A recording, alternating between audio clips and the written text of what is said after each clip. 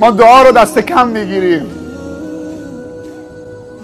ولی ایران زمین متحول شد با دعای پیامبر برای حضرت عمر. پیامبر صلی الله علیه و سلم دعا کردن در حالی که عمر شمشیر رو از غلاف کشیده بود تو کوچه های مکه مثل دیوانه ها، دلونی علی محمد، این محمد کجاست تا سر از تنش جدا کنم و قریش و جزیره العرب رو راحت بسازم از دستش که همه چی رو به هم زده. بردگان رو بر علیه سیداشو چه آقایانشون تحریک کرده، فقرا رو بر علیه تجار.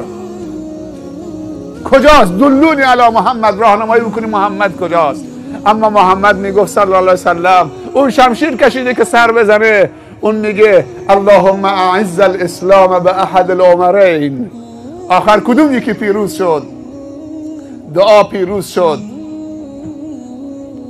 عمر رضی الله عنه محل پیامبر صلی الله علیه وسلم رو پیدا کرد. دار ارقم ابن ابل ارقم با یارانش نشسته بود، قرآن با هم مدارسه میکردن. درو کوبید. حمزه رفت نگاه کرد یا علی رفت نگاه کرد رضی الله عنهم اجمعین. گفتن یا رسول الله عمره. گفت در باز کنید.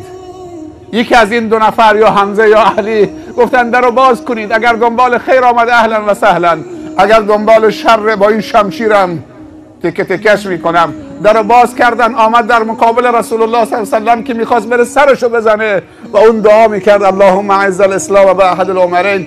ایستاد اینطوری با اون قامت بلندش.